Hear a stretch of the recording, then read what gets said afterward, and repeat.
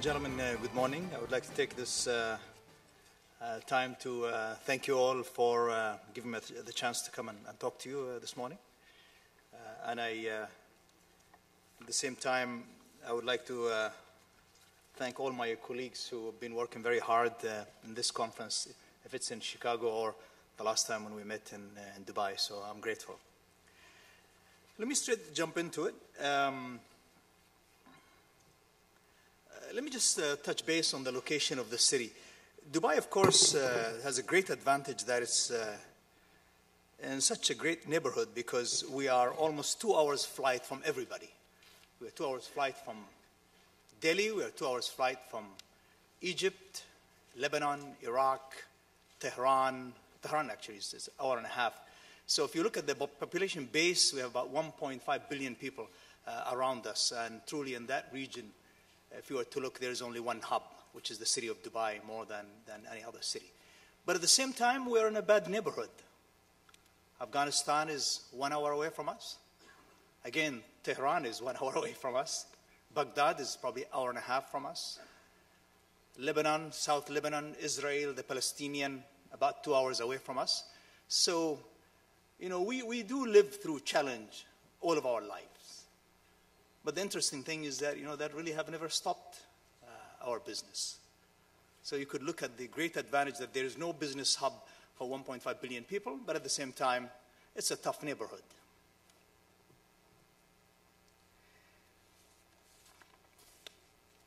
The development of Burj Dubai is a 500-acre site. I put on my slide, thank you, Chicago, because not only you know, we have people who got involved in the development and the design from Chicago, but I think the people of Chicago and people who are involved in developing Chicago have really, you know, they were the pioneers in skyscrapers, design and how to deal with them, how to live in them. So I must say that the people in Chicago have done a lot to promote the concept of high-rise. And I'm really happy that, you know, people talk about the architectural tour of Chicago, which I have never been to, but that tells you that, you know, there's so much done in this wonderful city. So I would like to thank everyone who got involved in building this city. Even though, you know, we've got our colleagues from SOM who have done the work on the design of the Burj. We've got Adrian Smith, who is also, you know, he was majestically involved in the process. The people who build the tower, of course, we've got Turner USA, but the man in charge, he's from Chicago too. And recently we added that the building will be managed by Tom Dempsey, who used to manage the Sears Towers in Chicago. So Chicago is all over Burj Dubai. If I were to go back a little bit, the city of Dubai in 1960s, probably 20,000 people, seaport, a little bit of trade, no running water, no electricity. We were living in homes that are made out of dead palm leaves. I lived in that for till the age of 12. So there was no electricity and there was no running water at that time. But the city had very interesting leadership, a leadership that believed in moving forward. So I just share with you two photos. One in the 80s, early 80s, and one probably 6 months ago. And if it shows anything, it just shows that they are determined people who are willing to get up in the morning and go do something good for their society and for their people. The people were working hard. The leadership was also working hard. And the concept is very simple. We will do whatever it takes to grow and to promote business, enterprise, and we open port to the world. As a result of this, we have 205 nationalities living in the city. They come from different backgrounds, different faiths, different beliefs, but they all do business together and they all contribute to the growth of the city, of course. One interesting thing that the city have done is that because really right now we don't have any oil income, but when we had oil income, there was so much investment in infrastructure in the city. That was one. Second, the city really tried to open these different trade zones. So we have transportation trade zone, we have technology trade zone, we have, you almost cut the economy in the different sectors and create special zones and special laws to promote businesses in the media and the technology and the transportation and trading, and that really added so much value to the city and contributed to the growth in the city. This is some recent pictures of our site.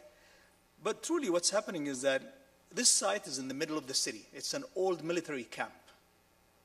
So I went to the city and I said, I would like to do a deal where I can do a great development for you. Why don't we partner on the site? And it was just in the heart of the city. And the city didn't really have well-planned downtown.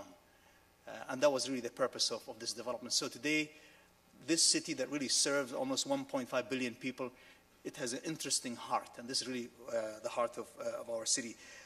The city grows on an average about 10% annually. That's 10% of GDP. Good times, we were growing at about 16% GDP.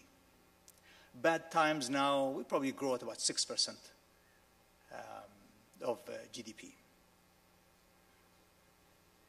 And many people actually, because of the mix of the population that exists in the city and the growth that we're getting, a lot of people call it the city of hope, which means it's a great symbol to the world that the world can get together and they can all do business together and they all share the success and inspire each other. So really this development is inspiration to our city, it's inspiration to the region as a whole.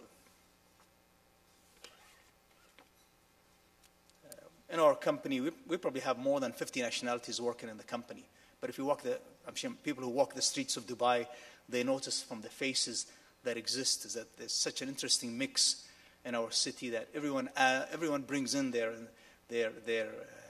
brilliance, they bring in their creativity, their ideas, and implement it in the city. It doesn't mean that we didn't get affected by what's happening in the world. But I think we are towards the end of that. In fact, there are interesting activities right now in the city. The development started with a 90-story building, and we thought, maybe that's tall enough. From the tallest building, we had about 65-story building. We thought 90 will be a good height. Of course, the photo that you see, this is a photo of just one part of the development where we have Old Town, which is an Islamic architectural development. We have about 36 buildings in this development, and the tallest structure is a 65-story building, which is our new chain of hotels called the Address Hotel. So unfortunately, that didn't fly, and His Highness did not really like the idea. 90 was not a big deal. And he's a man of big dreams. So this is His Highness on his horse. He probably owns the greatest, most valuable horses in the world, but he's so different. He actually rides them. So he does this. I don't know if many of you have heard it. He does something called endurance marathons, where you basically sit on a horse and go for about 100 miles. It takes you about 9 hours to finish the race, and I participate with him as well. That's the joy of working with him. So sometimes we do our races. We start about 150 horses at 6 in the morning, and we get off the horse probably 4 in the afternoon, limping, of course. But that tells you that this is a man determined. He wants the best for his city. So he said, why don't we do more? This is not good enough. This is not fast. It's not big enough. So then we looked at building designs. Of course, you've got great architecture in the world. And if you look at all these buildings, they're all memorable. They're all special. But I think at the end of the day, it's all about quality of design and quality of delivery. So the Empire State Building, Chrysler Building is not necessarily the tallest building. But when we look at the design and the quality of this building, it's a memorable building. And that's what we really wanted to do. Is that we wanted to do with SOM and Adrian is that we want to design a piece of art, and we want to build it well. And I'm happy to tell you that, say about a month and a half away from actually completing the building. I think we did that. And that was one criteria for the Burj, is that we are really interested in doing it right, from design to execution, technology, innovation. Many people ask that, how is the building dealing with the environment, wind, earthquakes, the whole thing? And I love the CNN piece. Actually, there was a big storm in the city, and the Burj got hit, and somebody sent them this picture, which really shows you just the resilience of how this building designed and how the building have been built. So yes, there's a lot of technology and innovation. In fact, a lot have been done to really push the boundaries on everything: design, concrete, steel. So it was really interesting for us as owners to work with people who are able to push the boundaries of many elements to be able to achieve the design and the innovation, the technology that we wanted, and quality in the Burj. Still, till this morning, we still have about 12,000 people on site. Right now, they're working day and night to achieve our December target to open the building. A few days back, I was on site. I think it's looking good. A lot of people not sleeping, but you know how it is to get a project done. You're all professionals. A lot gets done the last few hours, few days. But as we take delivery of the building, of course, we'll take a few months moving into the building stage by stage. Our customers have a huge orientation program, and I promise you that the quality of what we are going to deliver to our customer much better than what we promised. And the reason is that it's once in a lifetime. I don't think in my lifetime I'll be able to build anything like this. Maybe Saudi Arabia, but it's just nice to do it well. So really, the people on site, the contractors, subcontractors, are really collaborating and working hard to achieve that. Well, I'm sure many of you have these statistics, but it's close to 5 million square feet of total built-up area. We had 330 cubic meters of concrete, 40,000 metric tons of steel. That's the amount of glass. 22 million man-hours, work in 24 hours. Actually, the Burj was being built on a 24-hour cycle. And just for your information, the total site, the 500-acre site, the total built-up area there is 60 million square feet. Today, we're at about half of that area. But there's so much learning, as I said, in the process. This is one of the present shots during the day. Again, the Burj, it's a combination of homes, offices, hotel, and leisure amenities. At the bottom, we have the hotel, and then above that, we have the hotel apartments. Then we move into the condominiums, and then the last 40-plus stories are the offices.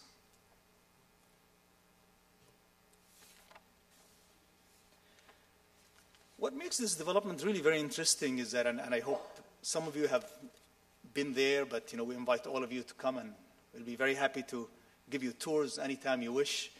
I think one developer developing 500 acres and putting in all the amenities was really a great advantage. So I know many times it's the value of the building, it's the design of the building, how tall it is, and all that is very important. But I think what's more important is creating that lifestyle around that development. So when it comes to this vertical cities and what amenities around it, we have a boulevard 1.5 mile long with all built-in underground car parks, because we know very well that Fifth Avenue, we know that Michigan Avenue or Champs-Élysées, they come back again and try to sort out the parking and so forth. So we've built all our car parks under our boulevard. We put in the bathrooms, we put in prayer rooms, so everything is built for this thing. As it opens, it accommodates all the activities of the Burj. So that's a great environment. We have a retail development of more than 12 million square feet around it. We have, of course, our famous lake with I'll show you some shots of of the famous fountain of that development. We have 6 hotels around it. We have many other development that I'm going to share with you as I move on. Of course, one of the challenges when we really designed the building is that, we need a hotel in the building, but we really didn't want just the same old names. And that really took a lot of hard work. And I was able to convince Giorgio Armani to do a global agreement to build hotels all over the world. The first one is to be done in the Burj itself. So this number will show you that we have about 1,200 apartments, probably 3,000 plus residents, people who will live in the building. Now, on the Armani side, we have 160 luxury suites. He's doing all his rooms around 650 square feet, so he likes them to be generous. What's interesting about Giorgio Armani is that a lot of designers, they could give you the name and take the royalty. This gentleman has an incredible common sense. He's involved in every single element of design. Fabric, layout, mock-up rooms in Milan. He'll tear them apart, build them again, bathroom layout, material change. So he has one room by his house that he basically been playing with for the past 3 years. But anyway, we are over that. We have great food outlets that are all as well designed by him. He has an incredible spa. And what I like about his design is that he blended in the design of Armani to respect the culture. So when you walk into Armani Dubai, you can tell this is a Giorgio Armani hotel, but you can tell it's in Dubai, it's not in Chicago, and it's not in Beijing. And that's something I really respect in what he does.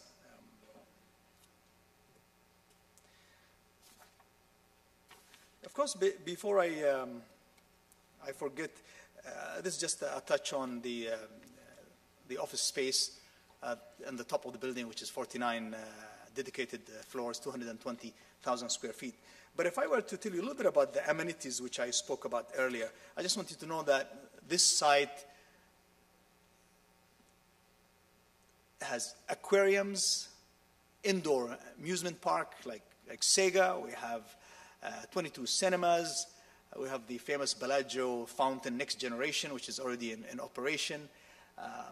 Really, we have a park that can take 15,000 people for a concert or any type of activity. We wanted to make sure that we really build a complete city within. So this development adds value to the Burj, but the Burj, the tall building, also adds value to everything around it. I just want to make sure that I didn't forget. But if anything else that I forgot, and somebody, please feel free to ask me some of these questions later on.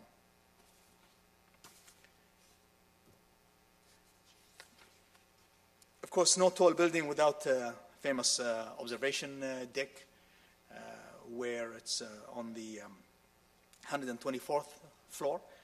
We purposely connected that with an underground decorated tunnel to our shopping mall. We didn't want the traffic to come to the Burj itself. So we have a 70-meter underground tunnel that basically, for you to come in, you have to go through our big mall to come through to the Burj. And I really would like to thank our colleagues, George and everybody in SOM, who contributed to this creativity that we already have enough traffic on the Burj. We have parking issues on it. Therefore, to link it to the mall was a great idea. And this should be open also early December.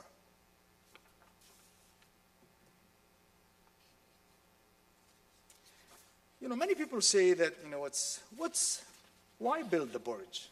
Why have it? And I think we as human beings, we should be inspired in our business today. And I think it's to inspire our city and our residents. I think it's to inspire our region. That's, unfortunately, when you watch the news, the worst news come from our region, right? And if you watch CNN, CNBC, if you want bad news, it's coming from the Middle East. It's time to shift, the mode of thinking to something positive, that it can be done, a hub can be created. So we'd like to inspire the people who are part of our society. But at the same time,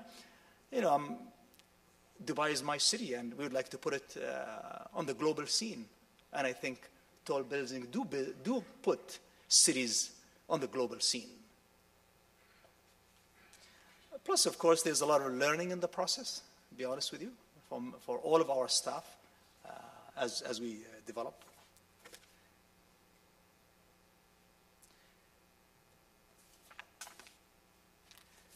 Just some statistics, and I just want to add that with the 24 residential towers, that's excluding 33 mid-rise buildings in Islamic and local architecture, which is also on top of the 24 residential. We have all the 6 hotels are owned by us and also operated by us. So the Address Hotel brand, which is really very slick, 5-star, is a creation of the company, and we own that business. Not easy to do, but I think it's about time we add some value to our real estate. And we do have, of course, 2 shopping malls. The largest mall, which is 12 million square feet total area, about 4 million leasable space, 16,000 car parks. We have 1,200 retailers in the mall, 10,000 jobs. It was a challenge to design, to build. Will we really have 1,200 retailers? And the answer was yes, because still typically the Middle East has about 30% higher footfall to shopping malls compared to the West, mainly because of cultural reasons. 50% of our societies are ladies, and you know, unfortunately, in our part of the world, ladies are not active on the tennis courts, or not active in many sports or outdoor activities. So therefore, shopping is a marvelous thing for them. But at the same time, you know, we are really the tourist destination of the area. We have a growth of about 10% of our tourist population on an annual basis for the past 12 years, and that's still continuing. This year we are down to about 8% growth when it comes to tourism traffic. I just share with you some pictures of the mall inside. We should be finishing this year with about 40 million visitors to the mall. Of course, that really tops Mall of America, which is hovering around, I think, 30 million or 28 million visitors. This incredible indoor aquarium that we built is probably one of the largest in the world. The typical ice skating ring. Just to give you a brief on the fountain, the WIT Design out of Los Angeles, they're really wonderful people. We've worked with them, and we built the lake. We are about 900 feet long, so that's a little longer than Bellagio. And with the modern technology in the nozzles, it sprays water up to about 50-story high. Sound system is pretty advanced. The difference between this fountain and what was built in Bellagio is that in Bellagio, every time there is a problem with the fountain, you know, divers have to jump in. While with this fountain, we've got really underground tunnels where you can just jump on your golf cart and just, you know, run the 900 feet long and then fix all the equipment while you are in the air-conditioned space. Because with Dubai temperature, you can't afford but to air condition everything. So again, we welcome you to come in and enjoy it.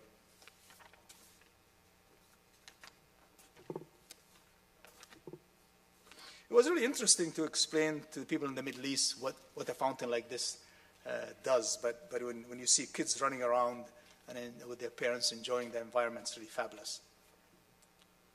So again, the lake comes in the middle of the development. So the Burj is overlooking the lake, and we've got all the other development also overlooking the lake, while our boulevard is swinging in the middle of the development for 1.5 miles. I talked earlier about 6 world-class hotels, 2,000 keys, and about 2,000 jobs. But more to come.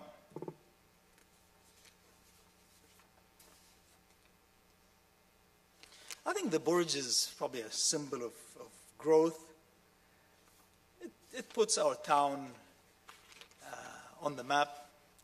But I think for my shareholders, and we are a public company, they're only interested in one thing: rate of return. And when we started the development, we thought maybe if we break even on the Burj, you know, we're going to add so much value to all the development around, and we have about over 55 parcels of land that's as a result of the master plan. But we're going to finish with about, I would say, 9% return on the development. Even though we've upgraded a lot, and the specification of Georgia Armani Hotel is quite high. But for us to achieve that, I don't think we were smart. I think we worked hard with all of our partners. I think the market was on our side, to be honest with you. And of course, everybody knows that there are great difficulties nowadays, with cash flows for many companies. So the ability to go through the storm of what's happening in the world today and be able to finish the building is a great achievement. So we also got a bit lucky as well while we were doing it. I'm not saying that we didn't work hard, but I think we worked hard, but we got lucky as well. Everybody wants to talk about the height of the Burj. And the simplest thing I can say is that it's above 800 meters, which means it's above 2,400 feet in height. When will it open? We're shooting for December 2nd. And December 2nd is the time when we really, I was talking to George Soem just a while back. I told my guys, I said, December 2nd, that's the time when we're going to have coffee in the lobby. And that's going to be that. So we have 12,000 people who are running day and night. I'm on the site almost every morning. Because you know all of you very well that when it comes to projects, if you don't put a deadline and drive people towards it, you will never finish. It will be a challenge to move all of the families in, so that process is going to take good 4 months as we orientate families and we take them in, as we train our staff, and we have about 900 people that will be managing the Burj. So this process will take us good 12 months to take over the Burj, and I'm sure there are operating issues at the beginning, training issues that we'll have to go through. But I think it will be another a great learning for all of us, for our staff, and I'm sure for everybody in this room. So before I end, I would like to say that I thank you again for giving me this chance. I would like to invite you anytime you pass by Dubai for our people to give you a tour of the development, but also a tour of the Burj. Thank you so much.